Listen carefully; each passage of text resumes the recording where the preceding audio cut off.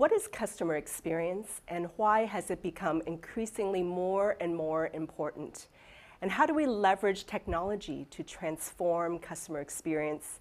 And what are the future trends that we're spotting in CX? These are all topics that we're going to explore today on the CG Hour. So let's start the countdown.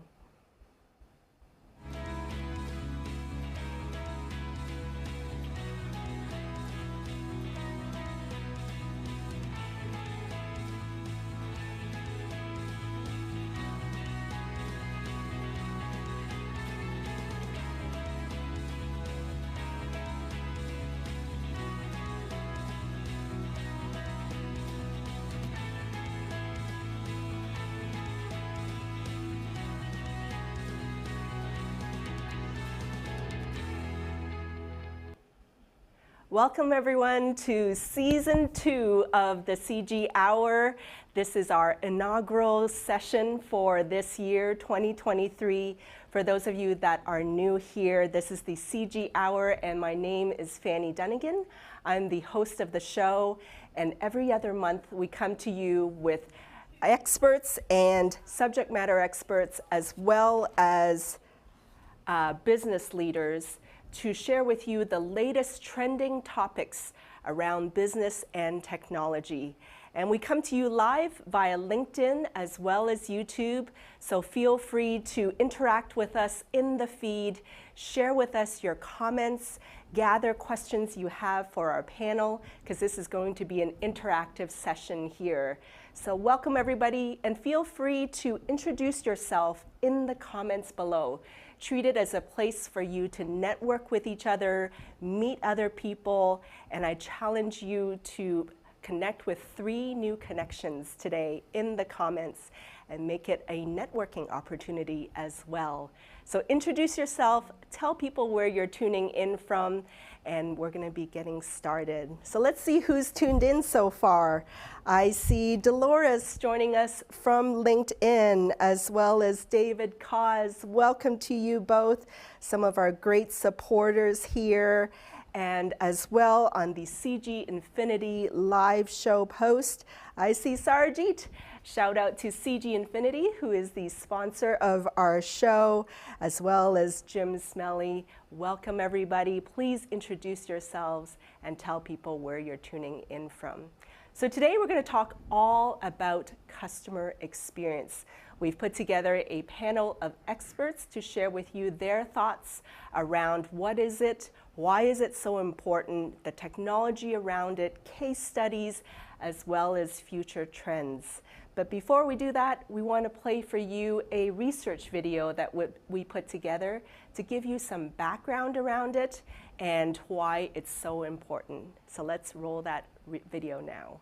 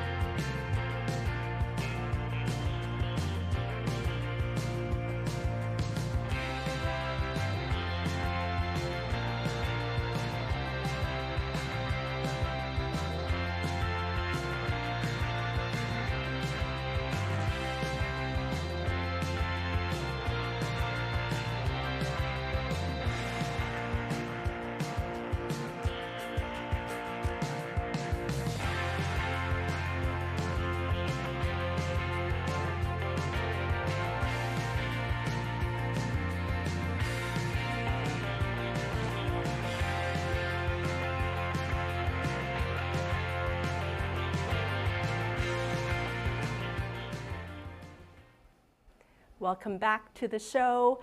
Just want to give a shout out to some of our audience members that are slowly tuning in here. I see Deepak from India. Welcome. Welcome to the show, as well as Chris from Houston. This is amazing.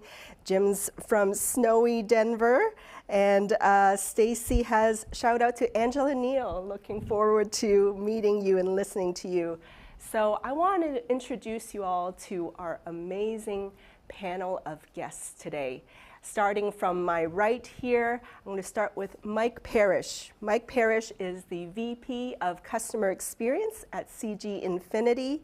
He is a systematic problem solver who is looking for the next enterprise-wide host of opportunities for which to design and employ creative solutions. And over the last decade, he's built a successful reputation in leveraging technology and data to drive customer retention, acquisition, and customer experience in recurring revenue markets, and deploying innovative system structure and automation-based solutions for maximum ROI and streaming of business processes. Welcome, Mike. So glad you can join us. Thanks for having me, Fanny. Absolutely. And then over here we have Will Huffman. He is the VP of Customer Success at InMoment and an accomplished customer experience leader offering expertise in transforming the experiences companies provide to their customers, and creates value by envisioning and executing measurable opportunities to improve customer experiences in challenging and competitive markets, fueled by a passion to achieve strong customer advocacy, brand differentiation, and innovative and superior customer experience, and keen ability to build teams and gain consensus amongst business partners. So important. Welcome, Will. Thank you very much for having me. Thank you for joining us. Mouthful. All good, all good. It's a decade and over a decade of experience. I guess so, yeah. And last but not least, we have Angela Neal. Welcome, Angela. She is the President Emeritus of American Marketing Association, DFW chapter, as well as the founder of Just the Heart LLC. She started with Rockwell Space Operations, supporting NASA shuttle missions, so cool, leading her to Verizon, where she managed the relationship between technology and marketing. And her experience spans aerospace, telecommunications, healthcare, insurance, automotive, sports, and more, supporting Fortune 500 companies to improve their e-commerce, marketing, and analytics strategies. And she is the founder of Just the Heart, a creative design and services company that received recognition during Spotlight Business of the Super Bowl Emerging Business Program and the Marketer of the Year Award. And she also teaches, as if that's not enough, she also teaches web analytics, web design, and information systems at University of Texas at Dallas. Welcome, Angela. Thank you so much, Fanny. I'm glad to be here. So honored to have you all on the show. And I want to start off real quick because I think there's a whole variety of definitions of what customer experience is. So let's just kind of set the record straight. And even if it's different, I'd like to hear from each one of our guests, maybe starting with Mike. What is your kind of definition of customer experience? So what I run into most often is that customer experience gets bottled in with customer service, where in the reality is that's just a small fraction. Your customer experience starts, when your prospecting contact attempts begin, and all the way through your onboarding and purchase series and through your retention and win-back structures. So all of the platforms and strategies and integrations and technology that you put together to ultimately give your customers the choice of how they interact with you and your product creates the overarching experience that you're after. It's a massive undertaking, and it's why it's becoming increasingly more measured and more of a centralized structure for businesses to pursue. And for those of you in the audience, be sure to drop in the comments your definition of what customer experience is as well. We want to hear from you. What about you, Will? I love this question because there's so few common answers to what CX is, and that's actually it's a challenge for us as CX practitioners, but it also represents a great opportunity for us. And so, when I tell people what I do for a living, it's like, I don't understand what customer experience truly means. What actually is that? Is that just another form of marketing, or to Mike's point, is that another form of customer service? And the answer is yes to all of it. So I think that the best way to define it is that it's the sum of all of your emotions that you have after interacting with a brand. Like that's the most succinct way that I can present it. And so when you think about CX or customer experience, it spans the entire customer journey from the learn, the buy, the get, the use, the pay, the serve, the retain, all of those different parts of the customer journey. CX encapsulates all of that. Sum of all emotions. Love that. Yep. Angela, from your point of view? Absolutely, I love that, and I love what Mike and Will shared, and I completely agree. I like to define customer experience as essentially the interactions that customers have with a business or organization, and even their products or services. And essentially, it's the customer's sentiments as a result of those interactions. And most certainly, customer experience, yes, we think about the journey and moving them through the funnel, but it's what happens after the purchase as well that includes the customer experience. Absolutely. Sentiments before and Yes, after the absolutely. purchase. Love that. So it's really evolved over the last decade. And then we also had the pandemic in the midst of everything. Mike, how have you kind of seen CX evolve over the last few years and over the decade? So the pandemic's a great catalyst. There's been obviously some downs, but some phenomenal change. And actually, one I'd like to really point out, well, I guess I'll give it two. One is the path of AI. And I'm not necessarily talking about the GPT hype that we have right now, which will have its own evolving chapter. But using reinforced learning AI structure to really start to create a much more intelligent one-to-one, not just marketing capability, but communication stream to customers, really defining how my topics and approach and methods that I communicate with my customers are more personalized to what they like, what they want, when they want, what they're interested in. How we can harness data has been just streamlined. And something that happened, in the news we all took part in probably about a quarter ago was, we all saw Frontier look to make a large change with their customer experience and move it, or attempt to move it to all bot structure and SMS structure.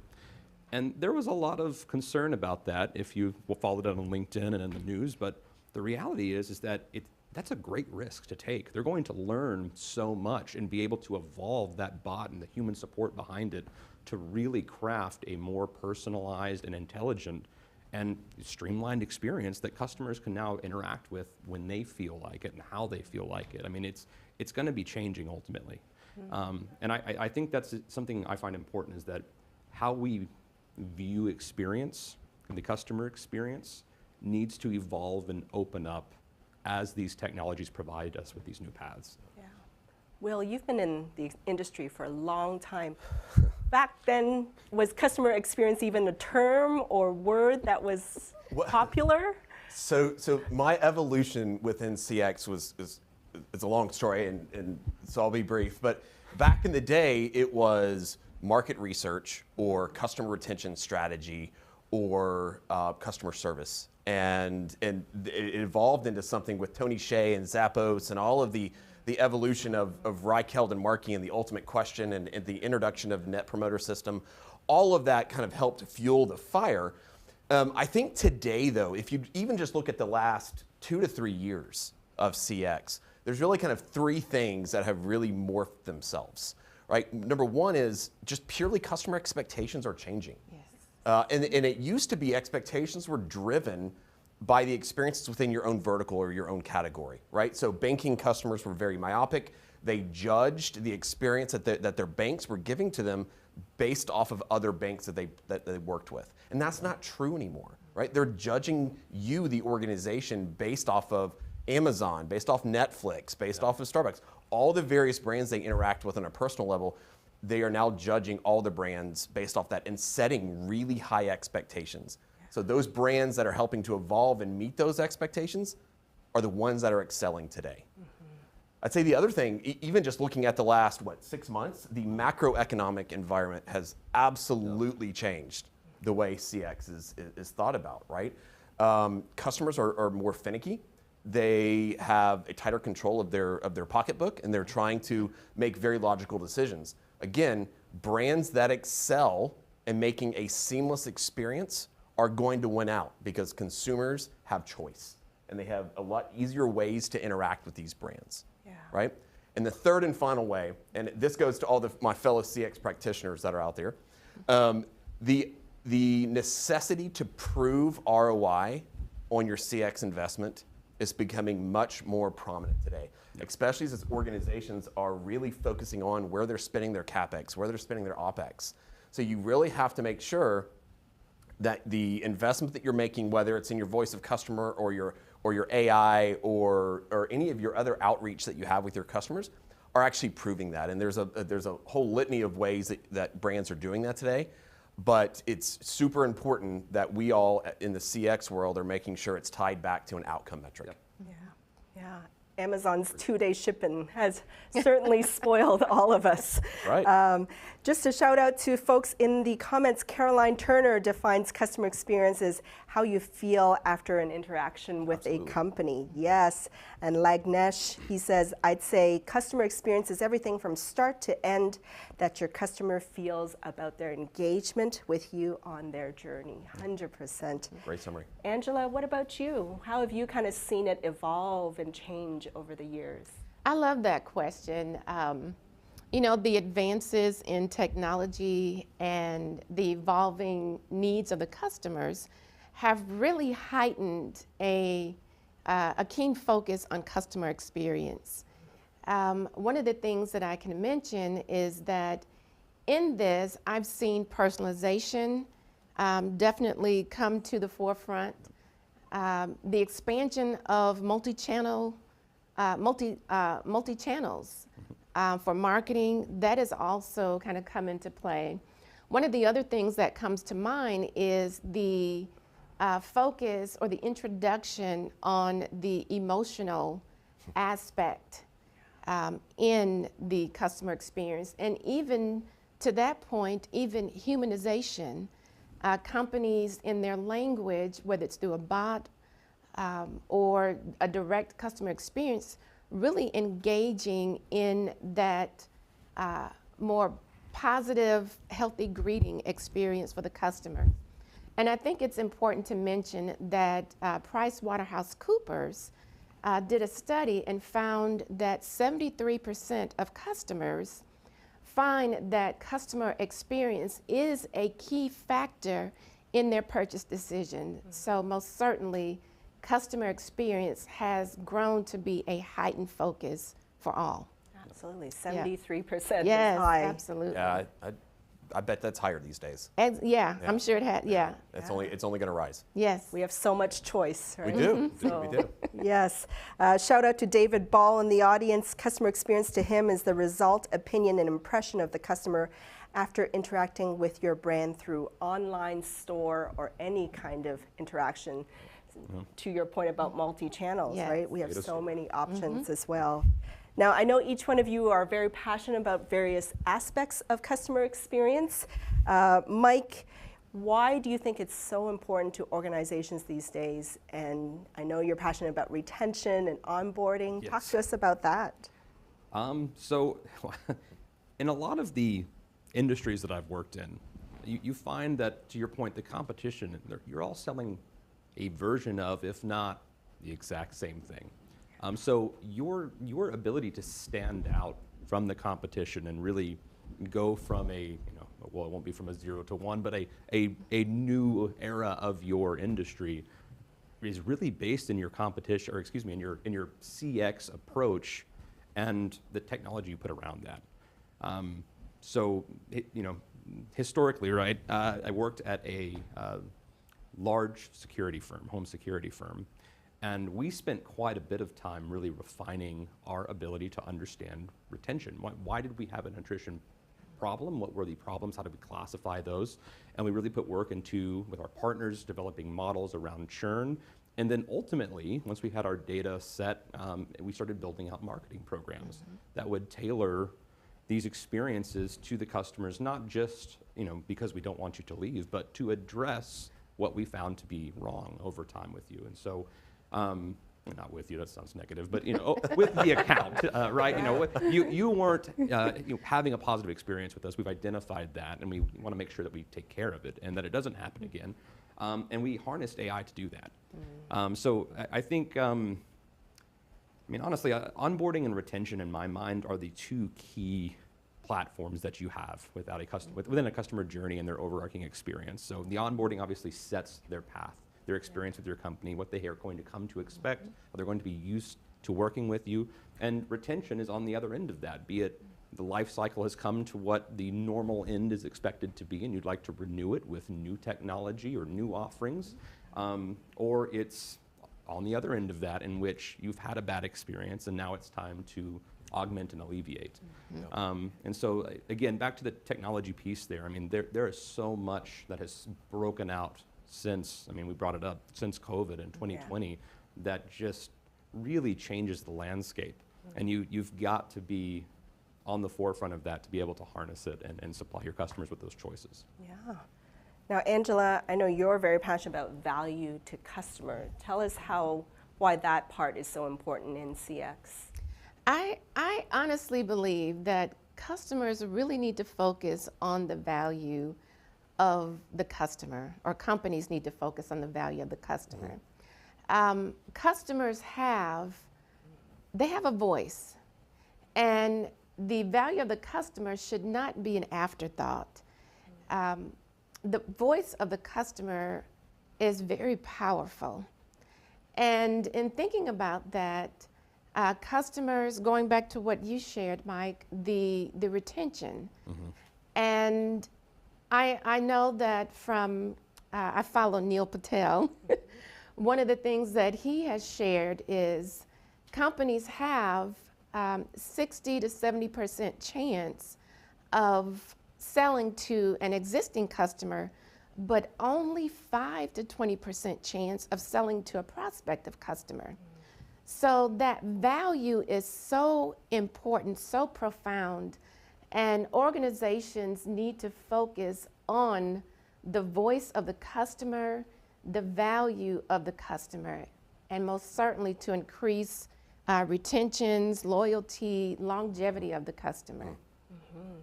Now, Will, I know you have the other side of the perspective of that, the value to business. Yeah, so I think that a good CX actually helps what you were just talking about with retention. Absolutely. Right? Like, we don't want to force a customer into a retention play. No. So what can we do throughout the journey of the customer to keep them out of that churn model. prediction model? Right, exactly. But in terms of what it actually provides to the organization, there's really kind of three buckets of value that great CX provides to organizations. Right? One is purely in the retention play, right? So you look at the impact of everyone's favorite metric here probably is the Net Promoter Score. You look at the likelihood of a customer leaving you if you are a detractor, meaning you are super unlikely to recommend. And so it's heightened. So the value to the organization of creating promoters and less detractors is massive in terms of retention. Second, if you look at again, going back to the macroeconomic conditions and everyone's budgets are being kind of pulled back in, you've got to look at ways that you can reduce OpEx. How can you reduce cost to serve? And if you're finding opportunities within your voice of customer or even from your employee feedback, where it says, hey, if we could fix this, I could eliminate this many phone calls. Or if we fix this, we could lessen our returns, right? And so a good CX diminishes the friction that causes the additional cost to serve. And finally, this one is a little harder to calculate, but is pure in customer advocacy, right? How likely are you to go and tell Angela, like how likely am I going to tell Angela, hey, you need to work with Amazon, right? They provide excellent customer experience. And now you're taking that prospective likelihood to purchase and you're increasing it or amplifying it greatly, right?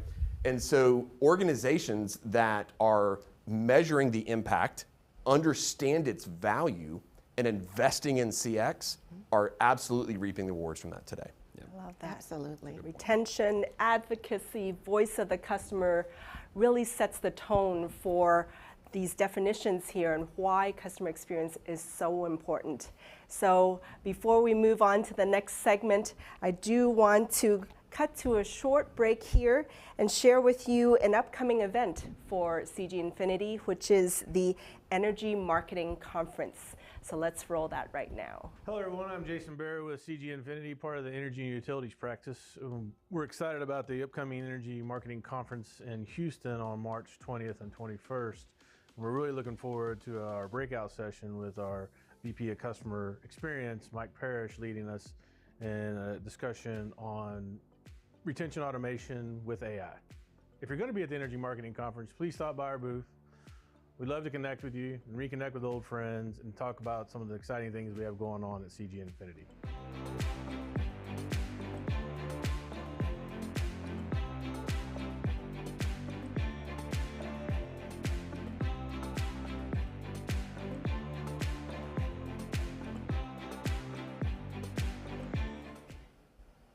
Welcome back. For those of you that are just tuning in, this is the CG Hour, and we're talking all about customer experience and how we're going to leverage technology around that and some of the tools and case studies that are possible for this to happen. I do want to shout out to Stacy in our audience. We were just talking about the importance of impeccable customer experience, and she says there are so many options out there for consumers. And some of us consumers are really meticulous, no kidding, about cherry picking what will give us the best deal. So much choice, and so we definitely want to look for that, top-notch experience when we're shopping and looking around. So let's dive into technology, right? I'll kind of start with you, Angela. What role have you seen technology play in customer experience? That's a great question, and one of the things that I'd like to share is that technology continues to grow. First of all, technology, when I think about technology, I think about the networking, the communication structures. It's essentially, it covers the platform of so many things, the data as well, the software. And in thinking about the value of technology as it relates to customer experience, I see it as essentially the base for functional customer experience opportunities. A couple things that come to mind in that space is, as was mentioned earlier, with the advances in technology, AI, a little bit of mention of ChatGPT, a lot of the softwares, a lot of the tools, the apps, the functionality that's available now to customers, even through loyalty programs. And furthermore, kind of looking a little bit down the line, some of the opportunities that evolved even as a result of COVID. Yeah, so there's, and I can, jump into that, but maybe I'll save that as a little bit later in our discussion. Yeah, absolutely. And for those of you following along online, be sure to drop in the comments some of your favorite CX tools. I know we have a lot of CX enthusiasts in the comments there. Will, where do you see the role of technology when it comes to customer experience? Yeah, I think technology is an enabler of CX. I don't think it is the end-all be-all for CX though, right? Like, let's get that straight. So humans drive strategy, right? The technology strategy. They look at it, they measure it, they look at the importance of it, they fine-tune it, and more importantly, they design for what great CX is. So you have to have the human element drive the strategy, drive the ideal customer experience, and then look and leverage technology where it makes sense to provide your customers that opportunity. One of the things that I really like are companies that provide options for technology within the CX. So Mike, your point earlier about Frontier Airlines, right? Frontier Airlines went pure chat. I can honestly tell you from a personal story, that didn't work out for me. Yeah. And I didn't have a means to interact with a human other than filing, complaints over email. And so that's an example of technology that may not be best fit, and that's the human element driving that strategy. So I think that organizations that do it well strike that right balance of human interaction and technology. From your perspective, Mike? I agree with that completely.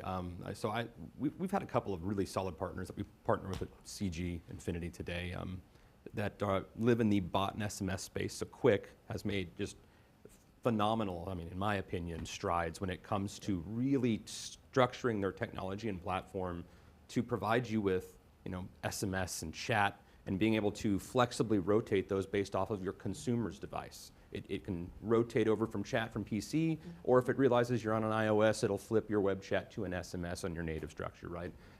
But what they've done better than anything is allowing that natural loop, no matter if you're in a completely autonomous bot environment or you're just texting in for the first time, it allows the human element to always be present.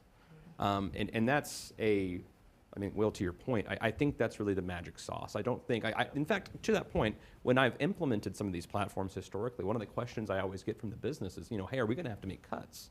Are we going to lose customer, service and experience agents? And the reality is no.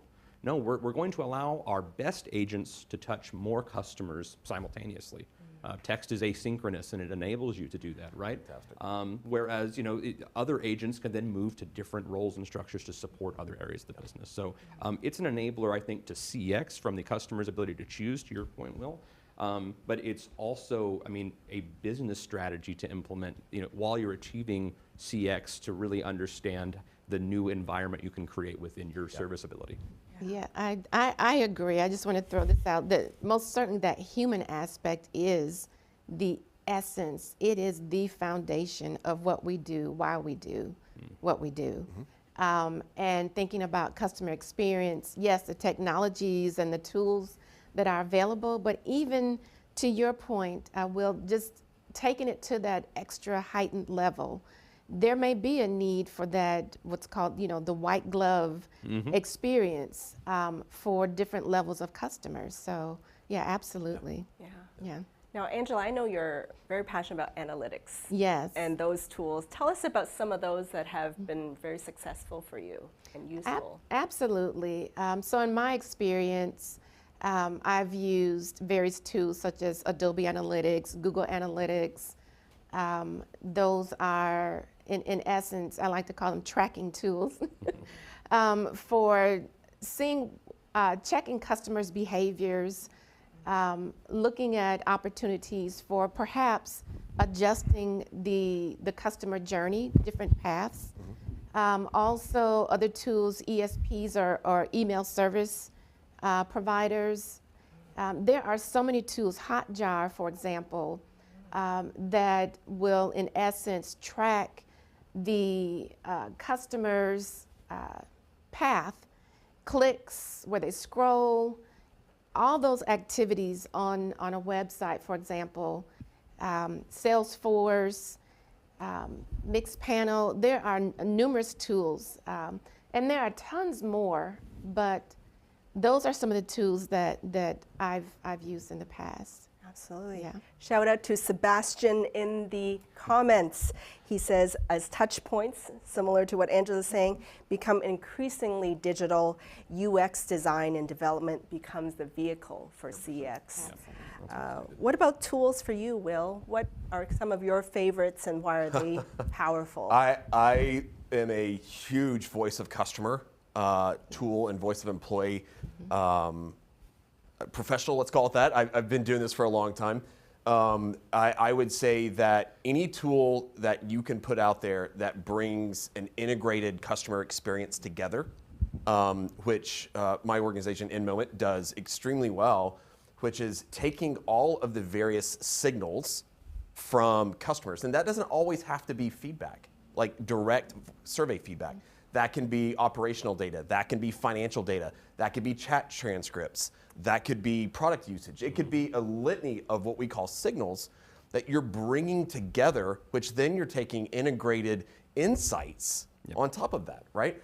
And we can talk more about this a little bit later, but being able to understand and make sense of millions of unique individual records at scale to then be able to prioritize where the biggest benefit's going to be relative to NPS or any other business outcome metric that's out there. These tools do that today and help you uncover, and Angela, you talked about this earlier and I love it, the emotion of consumers. And that to me is where we're heading, is rather than understanding all the time, focusing on individual clickstream data, is now you're taking it and looking at it subjectively and saying, what are our customers feeling at these journey points? And then that's when you start moving to action. And so there's great tools that are out there. Again, plug for InMoment, because I think we do a very good job at it. But ways in which you can harvest all this data, bring it together, and make it make sense, that's where I think a lot of our technology is heading. I love it.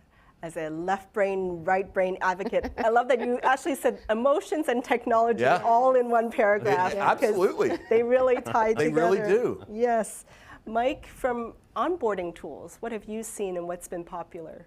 Oh man, so I think I'm actually, from an onboarding specific tool set, I'm gonna kind of take it back to what the group stated in that, the human element within onboarding is massive.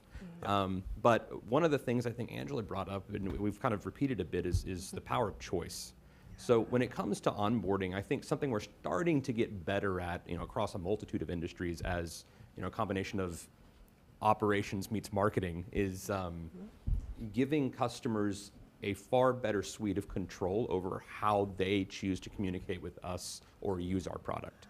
So outside of it, if you take it back a decade or so, the call center was, your bread and butter. That's what you were going to call into to handle most of your items. Yeah. Maybe you could hop on the website for some credit card companies, but the vast majority of it was phone call. Now you've moved into an era where you can choose phone call or IVR, and from either of these items, you can move into SMS and chat, or choose, pure website. There's a multitude of channels, and being able to create an omni-channel experience that your customer knows how to navigate from day one, and creating that journey for them to explain it from the get-go is going to not only set that customer experience, talking about our churn models, away from that and high, but it also gives you, what I love that y'all were talking about, is good data. So data is really the underlying theme, I think, of CX outside of the human element and design, in that the more interactions you have, the more you can harness. And the reality is that if you know what you're doing with the data and streamlining, you can set that customer's path based off what they have literally told you the whole time they're with you. And that's a very powerful thing. So, as far as specific onboarding tools, I could go on and on. I mentioned one earlier, Quick. I'm a huge fan of some Salesforce marketing structures as far as, Pardot, for example. I love it. It's very flexible. It's technically meant as a B2B tool, but doesn't have to be. You can do quite a bit with that from a landing page and email and lifecycle structure. And OfferFit's another one. I've mentioned AI a few times, but OfferFit really takes that well-harnessed data and allows you to use multiple AI agents actually and really match your customer. Like, each agent looks at individual customers and makes multiple contextual decisions based off of historical data. So you can take what you have and then get even smarter with it, and really shape that one-to-one capability. Love it. For our next question, I'm actually going to dive even deeper and ask each one of our guests for a certain case study around customer experience. But I'd love to hear from you all in the audience. What's been some of your favorite brands that have totally crushed customer experience? I would love to see that in the comments. So drop that in the comments below and let us know. But I'll start with Will this time.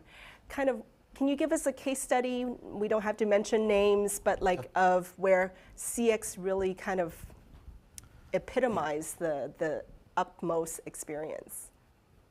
Yeah, so I think in this perspective, we're thinking about how technology can influence CX, right? And I'm going to go back to the heart and the emotion side of it, right? And Mike, you brought this up earlier, especially with artificial intelligence. And how do you bring those two together, right? And so I want to talk a little bit about human emotion, and especially as it relates to customer experience. There's a quote that probably many of you have heard, but people won't always remember what you said to them or what you did to them, but they will remember how you felt after interacting with them. And so when you think about that, and if you're a large organization and you've got, again, all these signals coming from a multitude of areas, how do you interpret what that means, right? I think there's a very large airline that has done this extremely well, right? And so if you put yourself in as we all do, we all fly quite a bit, and you think about a time in which you've had your luggage lost, and how frustrating that could be. And if you were sent a survey from after your flight, how's that going to look, right? And it's not going to go well, and those scores are going to be low. And more than likely, you're going to bring that up, and you're going to overlay emotion into some of that unstructured feedback that you're giving, right? And so an airline was like, look, we understand customers are upset when luggage gets lost, but they didn't know the impact that it was having on the customer advocacy. Like, how willing are you to tell others about this airline when this event happens? What is that effect? What is the effect on churn? And what is the effect on actually spending more with the airline? And so this one particular airline took all of the experiences where customers gave feedback about lost luggage. And again, being a large airline, there's millions of times this happens over a course of several years. And they were able to use artificial intelligence to interpret the sentiment of these customers and then quantify its effect on Net Promoter Score, on retention, on advocacy. And ultimately what they did, once they quantified it, they pulled it back and said, okay, AI model, tell me what they're suggesting. So they're using words like, I would want, or you should, or would like to, right? And they're using these key words overlaid on all of this feedback, and they said, I've got it. We've got an idea, right? We're going to introduce the ability for customers to track their luggage on their mobile phone. And we're going to get text messages at the end that says, here's where your luggage is, and here's where it's not, unfortunately. What does that do to a brand? That drives one key emotional attribute that is probably the biggest key driver of CX of them all, and that's trust. It elicits a trust factor that really drives brands forward. Transparency. Exactly. And so they were not able to do that if they did not have an AI tool that's able to read all of that sentiment and then quantify its impact. Wow, powerful case study. Yeah. Trust, transparency, and then leading to us feeling an emotion, right? And all through the use of AI. Angela, from your perspective, what is an example or case study of where you saw technology really helping the CX experience? I love that, and I too am going to share an example related to trust. Good. Absolutely. I recall working with a company, and the challenge was negative ratings continued to increase, and positive ratings were on the decline. And so the goal was to reestablish trust with the customer with an improved customer experience for engaged customers, or thinking about retention, et cetera. So in this space, my team and I used Adobe Analytics to really get a better understanding of the impact to revenue, the various product categories, looking at retention, loyalty, et cetera. And also pulling in information from, again, the voice of the customer using various tools such as Bazaar Voice or Aptentive to really understand what were customers sharing as they were given ratings, what were they buzzing about. Right. And using that information to identify some of the key areas or key factors, key words that resonated throughout those chat areas, those conversations. Pulling that information together in addition to looking at how the customer traverses through their experience, what's their journey like at every touch point or functional area throughout the company. So looking at that and building what I like to call a closing the loop process. How are we going to respond? When do we need to jump in and encourage or direct the customer.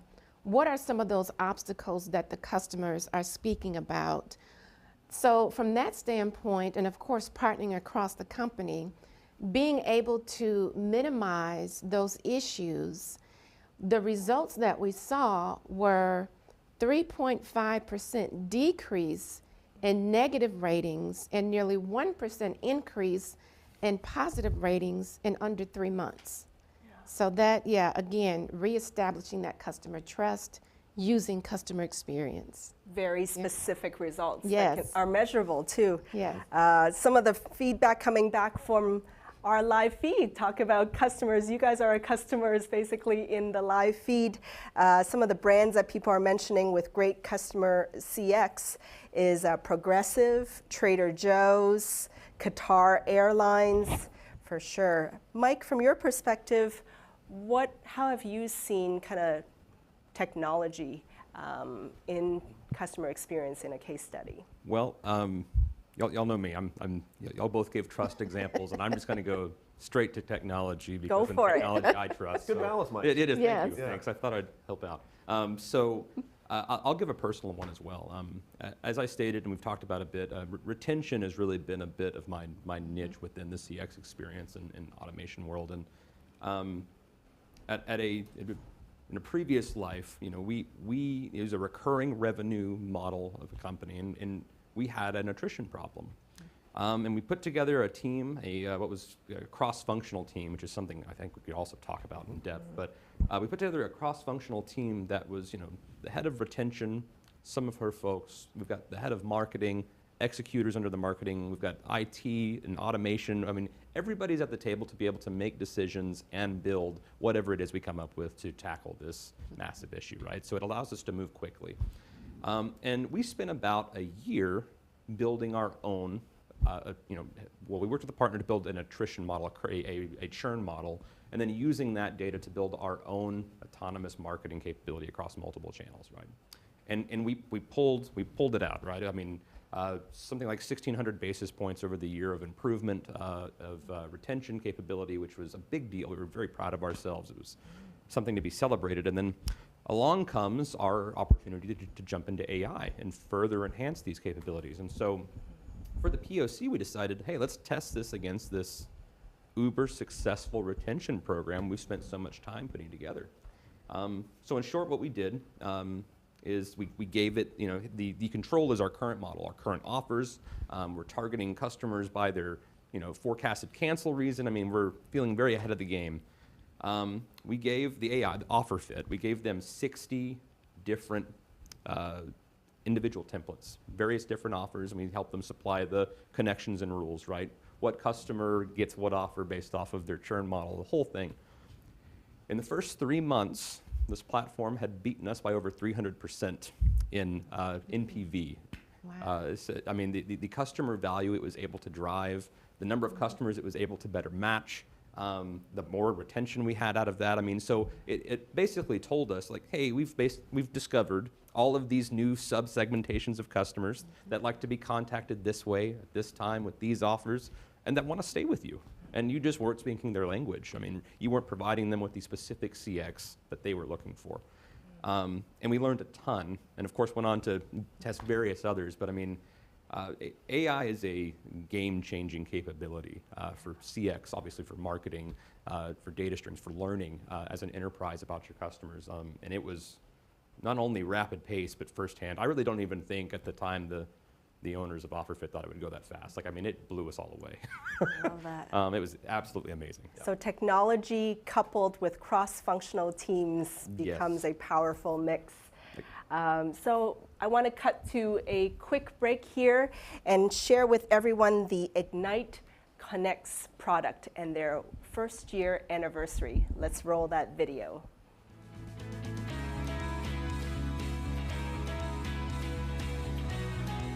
In today's digital age, data is becoming an increasingly valuable asset for financial institutions. Banks generate and collect vast amounts of data from multiple sources, such as customer transactions, account information, and marketing campaigns. However, the ability to effectively access, analyze, and make decisions based on this data can be a challenge. By using the right tools, banks can unlock the insights that improve business performance and drive growth.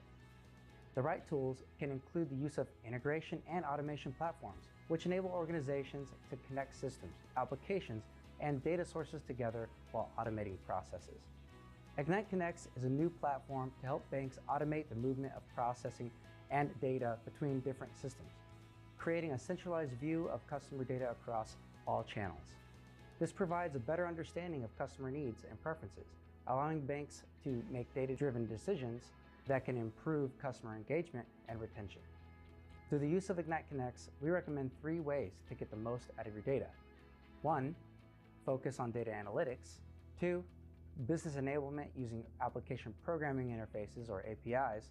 And 3, establishing good data governance practices. Visit igniteconnects.com to schedule your free demonstration.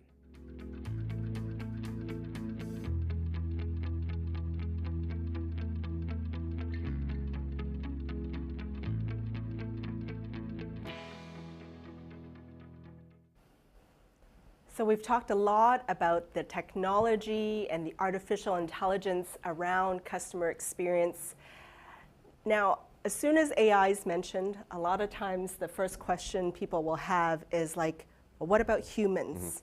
How do we balance that kind of human-AI relationship? I'd love to hear thoughts from, let's start with you, Mike. Sure. In my experience, in the forecasted future from what I see, I mean, AI is always going to either be an enabler or a solid foundation from which your human element can really build and design a solid experience and well, service design, really. So, I mean, if you look at the hype around GPT, ChatGPT, Microsoft or Bing just released their new, which there are rumors that it's already got, GPT-4 somehow. I mean, it can source contextually what you're asking from a limited number of structures, but you need that human element to sort through what that return is and turn it into what you're wanting to do. So be that, I need help with this line of code, or what would you say is a good hook for my, my landing page, or whatever it is. I mean, plan my trip to Disney. It can do all of those things for you, but you're going to have to add in the finite points that make it your brand or your mission or your message. And I think that is the future. It's going to just help us escalate. It's going to help us evolve. But the reality is that we still need to be at the helm. Yeah. So AI, the enabler and the foundation. What do you think, Angela, that human-AI interaction? What are your thoughts around that for CX? I think Mike summed it up quite well. Yeah, absolutely. So the only thing that I'd probably add is thinking from the marketing perspective, going back to, as you mentioned, Mike, the landing pages, it is that content. How do we speak? How do we reach that emotional connection with our customers? We may think we ourselves have it completely, 100%, but utilizing, for example, ChatGPT, that, there's a different way to speak the language that's needed for the customers. So I see that as a strong benefit in the tools going forward. Will, from your perspective? Yeah, I think that we've all said it, it's a good balance that we have to strike. I think what AI is also going to be able to do, aside from just learning and understanding your customer signals much better, I think what it's going to be able to do, it's going to free up organizations to be much more strategic and deliberate about the types of experiences they want to provide, rather than focusing on the multi-channel, the omni-channel, the buzzword that blows everyone's minds away. How do we get there? But how do we get there? It's exactly right. And so it's going to enable us to be much more strategic and deliberate about how we design and execute on the experience. And Absolutely. I kind of look at this next generation of buyers. Yeah. Okay, my kids are 13 and 16. This Gen Z, I think Alpha generation, whatever. I don't even know all the terms, but they buy things differently than we do, right? Their experience is different. How do you see kind of like the so-called modern, younger kind of generation and what their kind of going through from a CX perspective? Will, you wanna- Yeah, I mean, I think there's several common characteristics of that generation, and I think that brand values are super important to Gen Z. They will not tolerate organizations that don't live up to their stated values, especially now that we have all the means to go shop elsewhere, right? The other thing is, I think consumers are expecting, especially in Gen Z, are expecting seamless experiences. Like if there's a hiccup throughout a purchasing process, throughout that funnel, gone, right? And so you have to make sure it's easy for them. And then finally, and this is a little bit more niche to the feedback world, I think that the Gen Z is showing a disproportionate response rates compared to other generations. And so learning about how consumers feel, especially in that generation, is going to take on a different form. What about you, Angela? I'd add that I believe that they are perhaps maybe a little bit more bold than prior generations. They are not afraid to speak their mind. They are not afraid to voice their opinion or their beliefs. And most certainly paying attention, companies also, I'm thinking back to value as well. Companies, the generation, the Gen Z generation and forward, they're looking at the value of the company. What is it that they say? Is there a shared value? So that's critically important. And if it's not a shared value, they're gone. And even thinking about the experience, 53% of customers who have a first-time bad experience, they're looking at a competitor. So that could essentially continue to climb. So I think that's important. And then lastly, it's the messaging. Thinking about how we speak to various generations, how we reach various generations, communicating or having a customer experience in an urban area is very different than a rural area. So I think too that also kind of comes into play. Yeah. Yeah, absolutely. Mike, from your perspective? I think when you get into marketing, there's always an assumption that the older generation won't use whatever this new technology is, so we're not going to implement it. And the reality is that that's never true. There's a percentage that might prefer the older method, the call center, if you will, or even snail mail. But the reality is that everybody eventually, the bulk, the Pareto wants to jump in on the new easy tech. And I'm interested to see. I mean, I think there's a natural assumption that your new generations are going to be all text, all website. You better be able to sell stuff on Instagram. And I think that's true. I think you need to be able to open those channels up and be prepared for that as a business if you want to not just survive but expand. But at the same time, I think your ability as an enterprise to really track, monitor, and give control to your base on what channels they want to use when and how, and let them tell you and you track that successfully, again, back to the data, is going to be paramount. Yeah, just to add one thing, and it's interesting because marketers in the past have really talked about the generational differences in how consumers buy based off generations and how they retain and what's truly inherently important to them. I'm seeing a little bit of a shift.